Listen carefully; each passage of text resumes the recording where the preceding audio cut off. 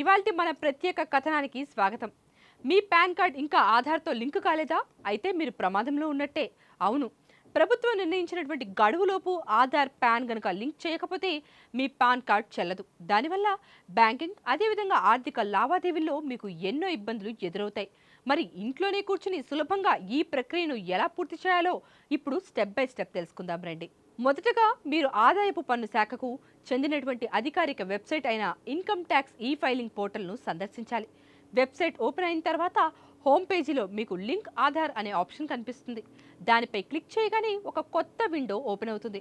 అక్కడ మీరు మీ pan card number అదేవిధంగా ఆధార్ కార్డ్ నెంబర్ను జాగ్రత్తగా ఎంటర్ చేయాలి.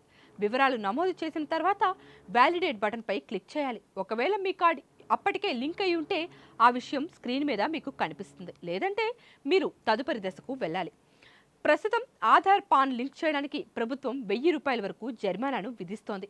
దీనికోసం మీరు continue to pay through e pay tax ఆప్షన్ను ఎంచుకోవాలి. అక్కడ మళ్ళీ మీ పాన్ నెంబర్ను మరియు మొబైల్ నెంబర్ ఇచ్చి ఓటీపీ ద్వారా వెరిఫికేషన్ పూర్తి చేయాలి.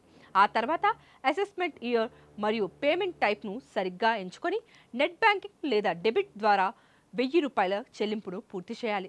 పేమెంట్ పూర్తయిన కొన్ని రోజుల తర్వాత మళ్ళీ అదే వెబ్సైట్కు వెళ్ళి మీ వివరాలను ధృవీకరిస్తే మీ ఆధార్ మరియు పాన్ లింక్ విజయవంతంగా పూర్తవుతుంది.